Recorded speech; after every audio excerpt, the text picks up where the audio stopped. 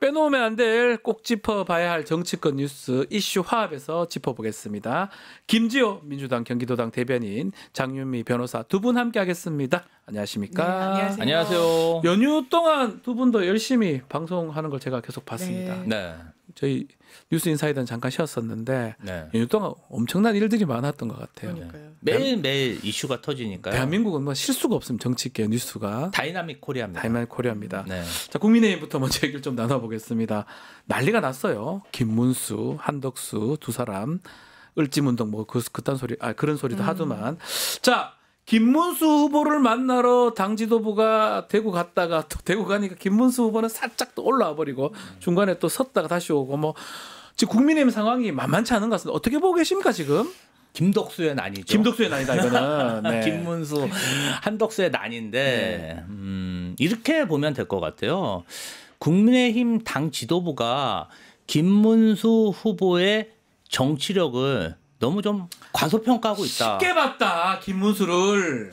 지금 어떻게 보면은 김문수 후보가 권성동, 권영세 그리고 한 60여 명 가량 되는 친윤 의원들을 뭐 이런 말 표현하면 그렇지만 가지고 놀고 있거든요. 놀고 있다. 갖고 놀고 있다. 지금 뭐 완전히 지금 가지고 놀고 있는 거. 이게 왜 그러냐면은 어제 아침에는 김재원 비서실장이 정말 치부를 드러냈어요. 예. 야, 어제 저기 선거용 포스터 찍는데 우리 옆 장소에서 한덕수도 같이 찍고 있더라. 이게 말이 되냐? 공당에서 폭로했죠. 그걸 폭로해버렸어요. 그리고 오후에 김문수 후보가 나 이제 후보 선거운동 안 해. 중단하고 대구에서 올라오지 않았습니까? 네.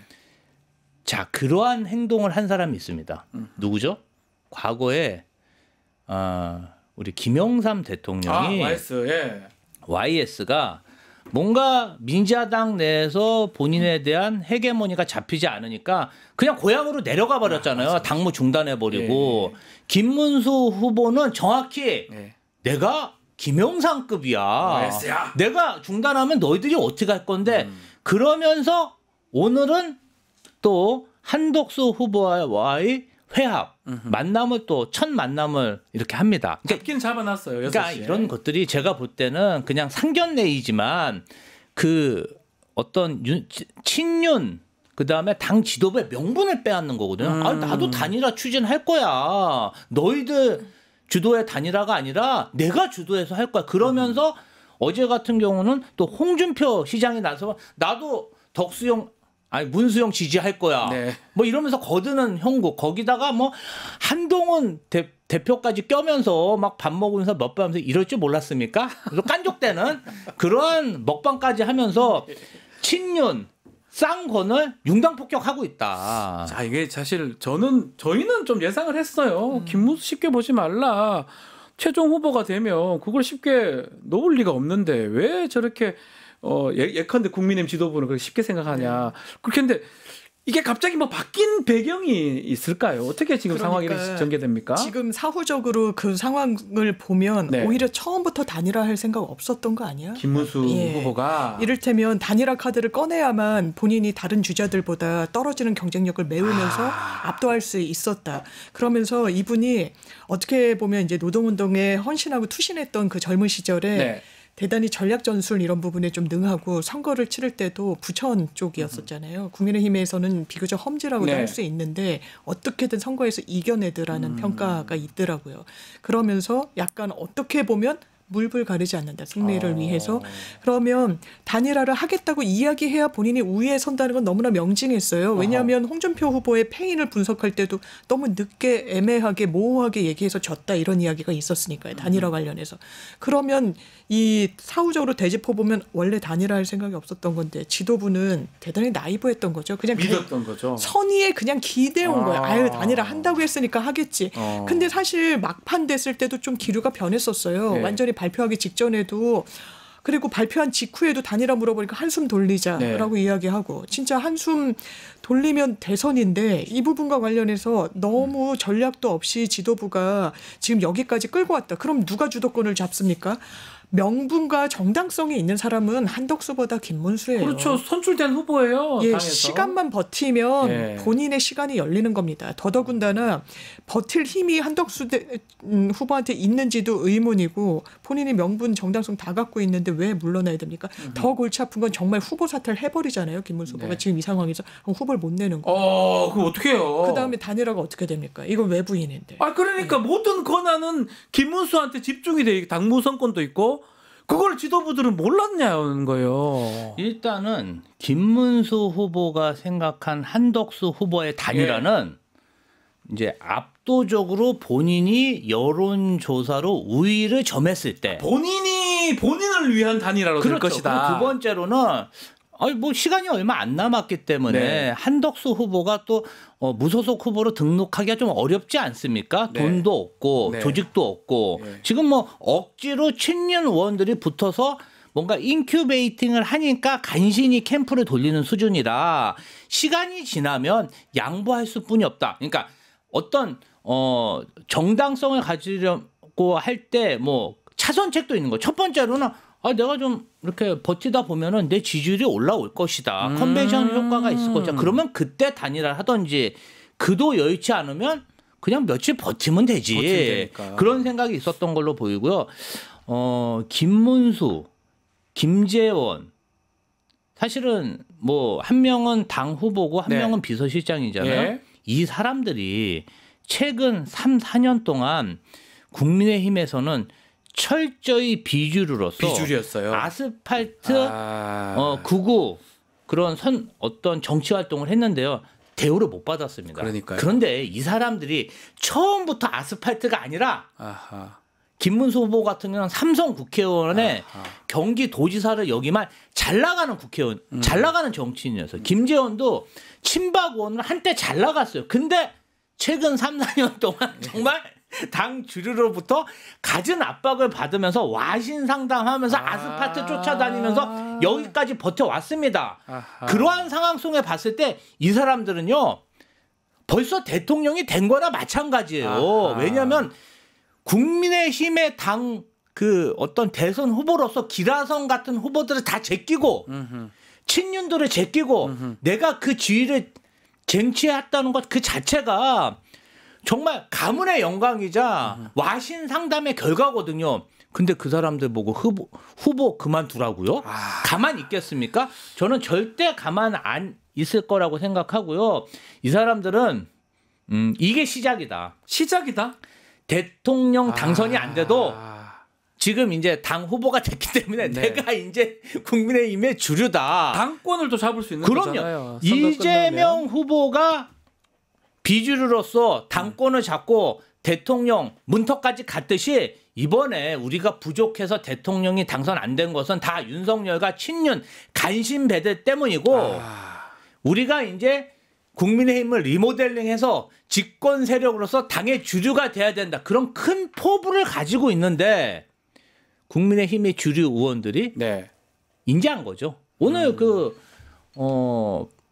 부산의 박수영 의원인가요? 박수영 의원이 이 사람 또 김문수 캠프에 가 있었던 사람이요. 네, 맞아요. 그 오늘 그런 얘기를 했다는 거 아닙니까? 속았다 우리가. 네. 이거 이럴 때는 좌파의 어떤 그러한 좌파식 그런 조직 탈취 시도. 좌파식 조직 탈취 시도에 우리가 당했다.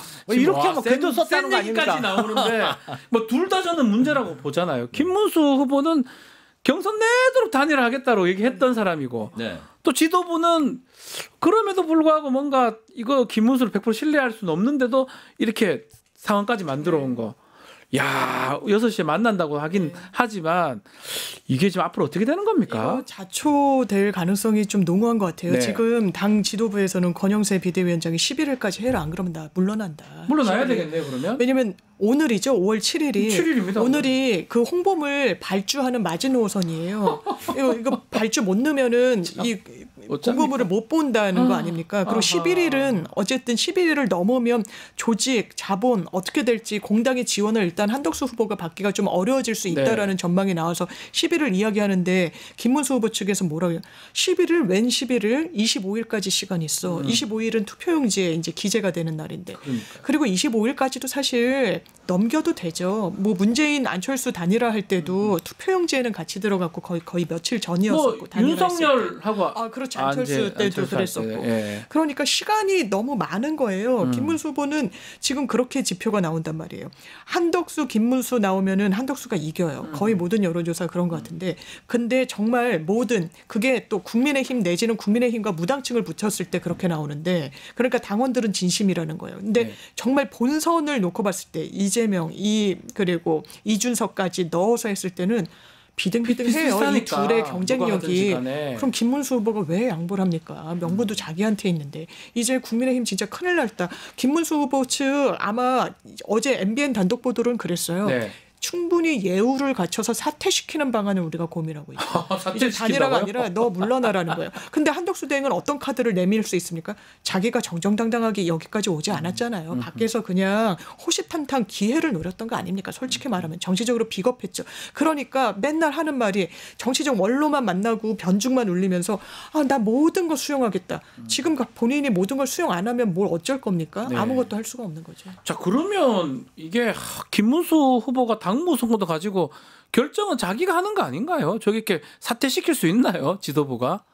지금 비대위원장 본인이 잘라버리겠다라고 하는 것 같은데 김문수 후보가? 민주적 절차로 당선, 그것도 경선 과정도 굉장히 정말 후보들 뭐 이런 표현하기 뭐하지만 연맥이는 경선이었잖아요. 진짜 누가 인격 파탄자인가 뭐 그러한 경선을 치러서 정말 후보자들이 다 욕해요. 아니 오죽하면 홍준표 대구시장 같은 경우는 그냥 탈당을 해버렸어요. 그리고 나 미국 간다. 앞으로 연락하지 약간 마라. 탈당한 게 그런 것도 있겠죠. 이 경선 과정에서 마음의 상처를 좀 입었겠죠. 마음의 상처를 많이 입은 거예요. 뭐 별의별 얘기가 다 한동까지 할 이유가 없는데. 사실은. 한동훈 후보 같은 경우도 별 얘기 다 나와가지고 지금 먹방하면서 그러실지 몰랐어요. 뭐 이러고 있는 거잖아요. 그래서 제가 봤을 때는 사실 그래요. 저도 이제 뭐 집에 가고 친구들하고 만나면 다 물어봐요. 아니 근데 왜 한덕수 후보는 국민의힘 경선에 참여를 안 했어? 그냥 한덕수 후보가 대통령 될 생각이 있으면 국민의힘 경선에 참여하면 되는 문제예요. 사실은. 그게 뭐 또 6개월 전, 1년 전의 경선이 아니라 불과 한 달 만의 일이지 않습니까? 다 똑같은 상황이었는데요. 한덕수 후보 자체가 뭔가 나는 좀 대단한 사람이다. 나는 좀 특혜를 받아야 된다. 대단한 특권 의식이 있는 거죠. 그렇다고 해서 김문수 후보와 여론조사 해보면 뭐 그렇다 경쟁력도 없어요. 자, 5월 2일 날 우리 원달러 환율이 1,300원대로 진입했습니다. 1,500원대를 바라보고 1,400원대로 몇 달 동안 있었는데 한덕수 최상목이 그만두니까 바로 그냥 1,300원대로 떨어졌어요. 경제가 안정이 되고 있어요. 이 사람이 뭐 경제 전문가도 아니고 오히려 한국 경제를 망친 주범이었다. 뭐 우연의 일치일 수도 있지만. 우연의 일치일 수도 있지만 저는 증거라고 생각합니다. 그렇기 때문에 뭐 실력이 있기를 하나 뭐 계엄 때 뭐 했습니까? 제대로 한 것도 없어요. 존재감도 없었고 윤석열 전 대통령이 나라 개판칠 때 정말 뭐 제대로 한 것도 없는 국무총리가 무슨 면목으로 대통령 후보 그것도 이런 엄청난 특권 특혜를 바라며 나오냐는 그러한 지적들이 많습니다. 맞네요. 김문수, 한덕수 둘 다 문제라는 건데 결국 이제 급한 사람은 한덕수 같아요. 시간은 자기 편이 아니거든요. 오늘 6시에 진전이 좀 있을 수 있을까요? 이제 만난다는 거. 만나니까. 일단 어제 막 지도부가 그 관악구 아파트로 김문수 후보 자택으로 찾아갔는데 뭐 없었다라고 해서 안 나왔든지 없었든지 해요. 뭐 초인종을 누르면 이 아내분만 계시니까 놀랄 수도 있다 그렇지만 전화를 그 언론에서 찍은 걸 보면 전화를 계속 분단위로 하는데 김문수 후보가 받지 않았고 그렇죠.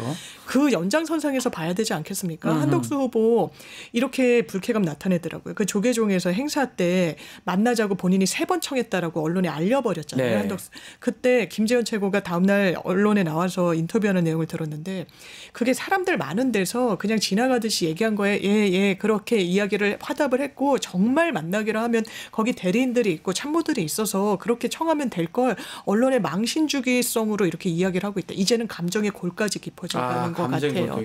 그러면 오늘 만난다 한들 그러면 한덕수 대행이 무슨 지렛대로 자기한테 유리한 국면을 끌고 올 수 있습니까? 전혀 내밀 수 있는 카드가 없어요. 읍소 작전밖에 없는 거예요.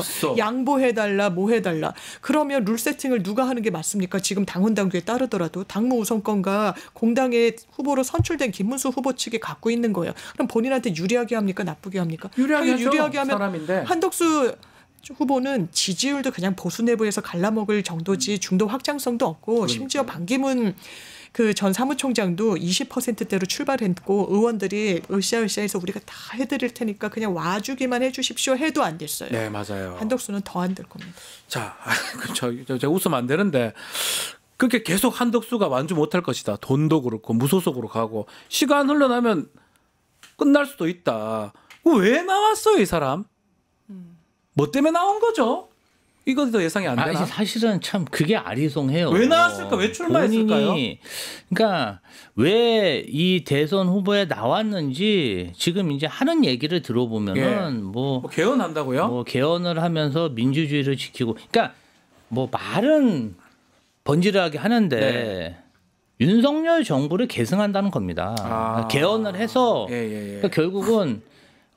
대한민국의 다수당인 민주당이 대한민국 민주주의를 망치고 있다. 이것을 개헌을 통해서 바로 잡겠다.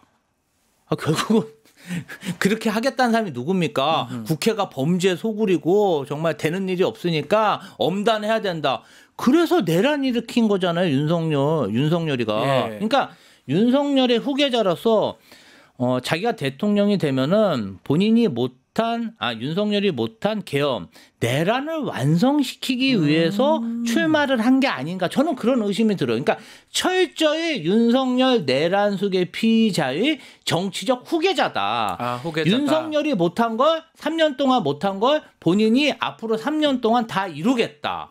그러니까 결국 뭐겠습니까? 그럼 윤석열의 후계자 한덕수 김문수는 아닌가요? 김문수는 아무래도 이게 유기적으로 결합하는 게좀 딸린다고 이야기를 하고 원래 이제 윤석열 사람도 아니고 그러니까 이건 확인이 필요합니다만 한 이제 기자가 인터뷰에서 그러니까 라디오에 출연해서 이런 얘기 하더라고요. 한덕수 측에서 윤통에 어떤 사실상의 함영이 있었다라는 취지로 이야기를 하는데 꼭 윤석열 대통령이 직접 개입하지 않더라도 지금 흘러가는 걸 보면 이른바 친윤계들이 만들어낸 현상이에요. 그럼 왜 만들었냐?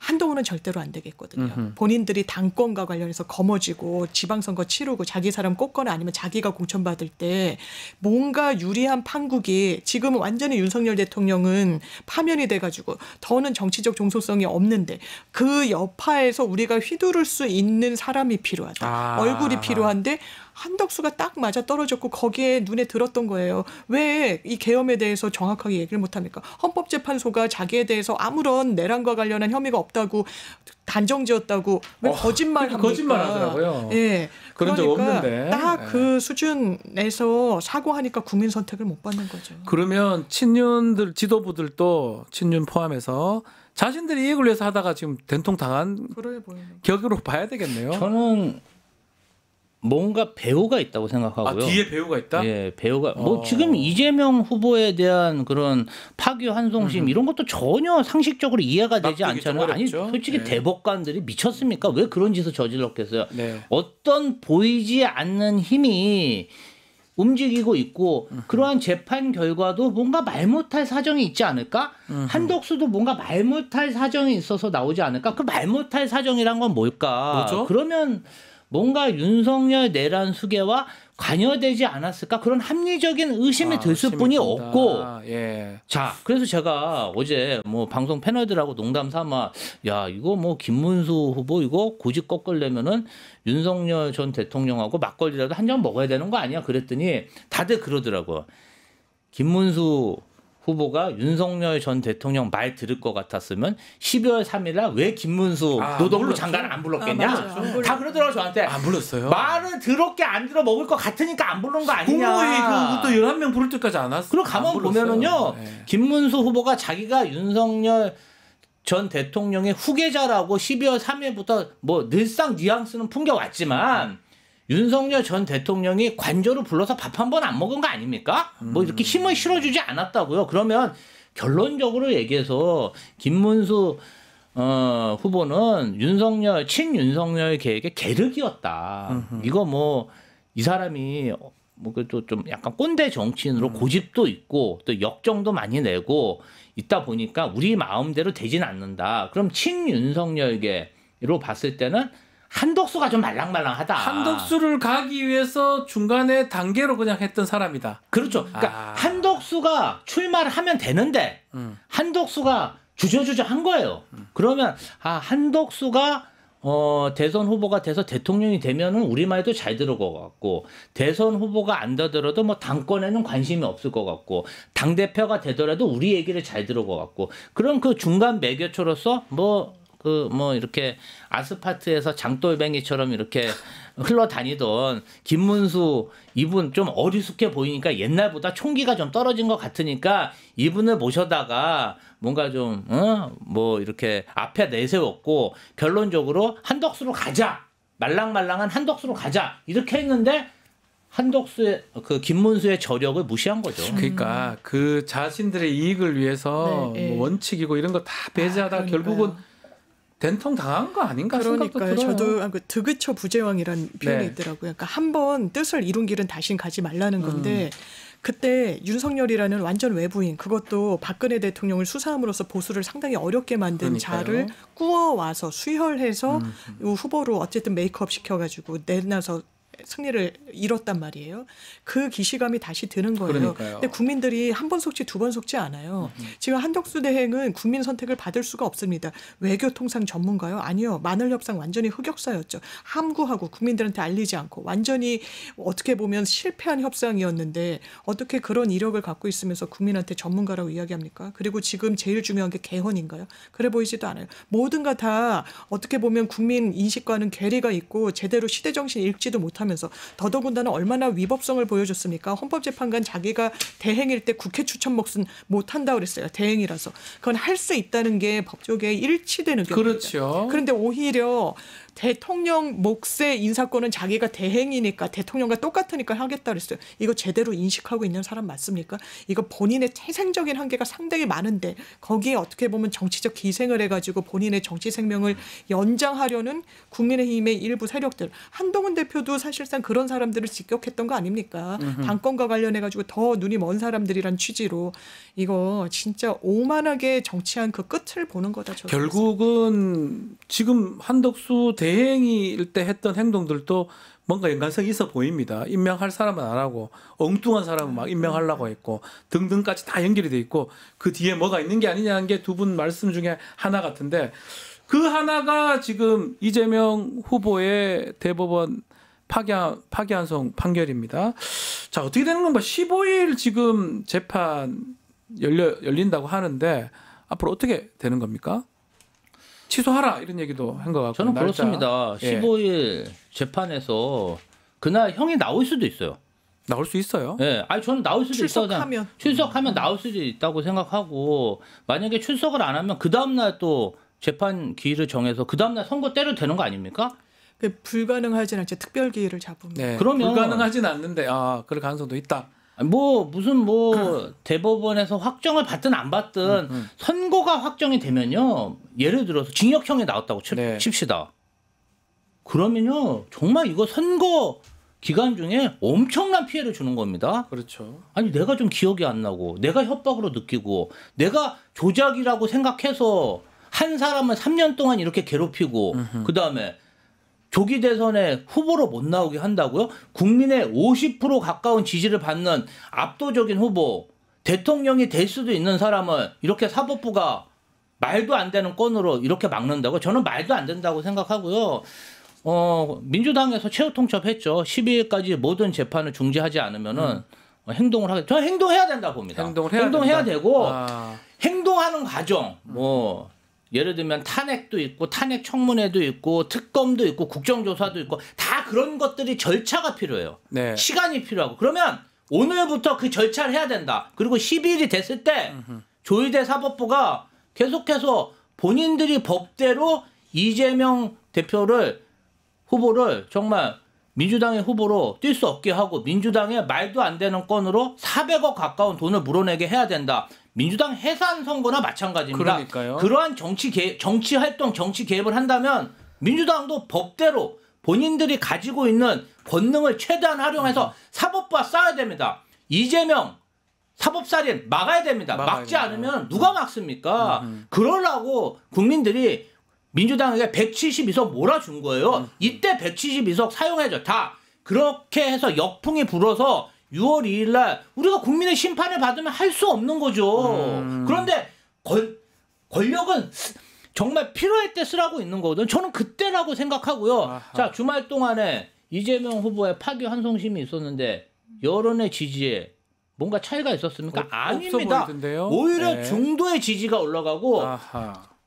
우리 민주당을 지지하는 지지 세력들은 더 결집하고 있어요. 이때 밀어붙여야 된다. 절차적으로 다 준비해서 12일 날까지 이 문제 해결하라고 사법부에 일단 얘기했으니까 12일에 만약 해결이 안 되면 진행해야죠. 그 지금 이제 그 절차적인 부분 중에 15일 날 공판 기일은 잡혀 있는데 일단은 이게 송달이 돼야 되잖아요. 인편으로 송달을 한다는데 아직 안 받은 것 같더라고요. 이재명 후보 측이. 왜냐하면 집행관 송달을 처음부터 하는 건 이례적인 건 맞아요. 네. 저 더 잘 아시겠지만 보통은 우편으로 보내서 주소지나 아니면 사무실로 보낸 다음에 안 받으면 네. 그게 한 거의 실무에서 한 두세 차례 됐는데도 안 하면은 이제 인편으로 하는 그렇죠. 건데 일단 처음부터 인편으로 했다는 것도 이상하다. 대선 앞두고 이게 대단히 오해를 자초할 수 있는 거예요. 사법부가 진짜 이래서는 안 되거든요.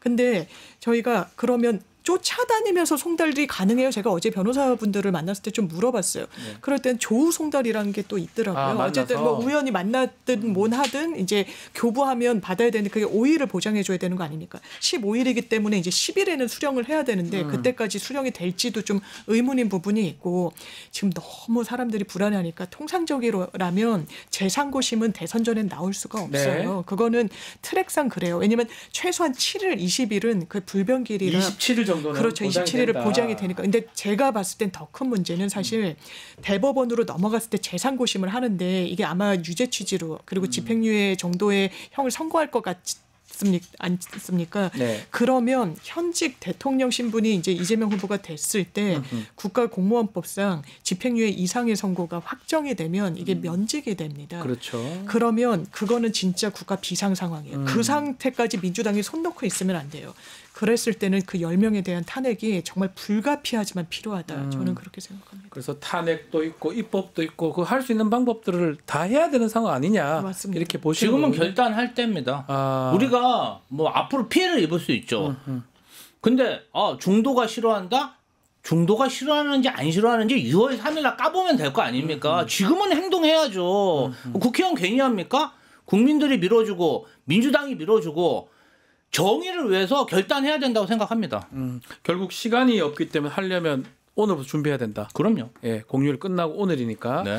알겠습니다. 예, 지켜보기로 하고. 뭐 근데 만약에 뭐 고등법원이나 대법원에서 알겠습니다 하면 할 필요는 없는 거잖아요. 아니 그러면 뭐 민주당이 지금 선거 앞두고 사법부랑 각 세울 일이 뭐가 있습니까?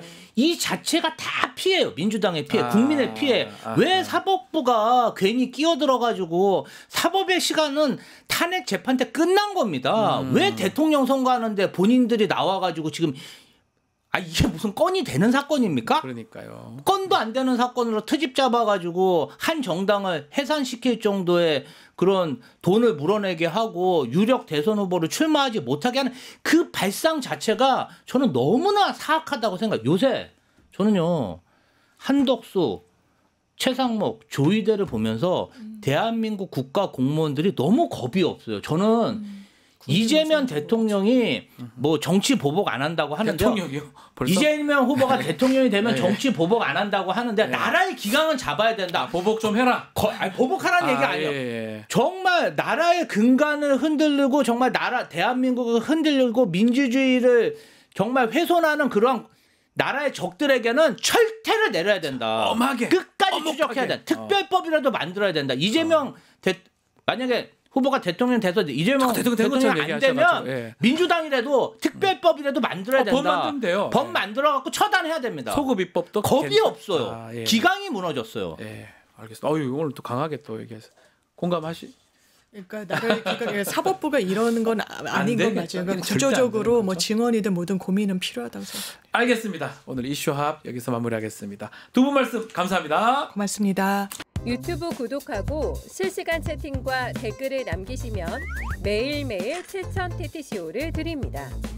참여 방법은 통통물 어플을 다운로드하고 회원가입과 로그인을 해주세요. 마이페이지에서 나의 회원 고유 번호를 복사해주세요. 유튜브 구독 후 실시간 채팅이나 댓글창에 고유 번호를 한 번만 입력하면 준비 끝! 지금 유튜브 채팅과 댓글 쓰기 참여하고 7,000TTCO 받아가세요.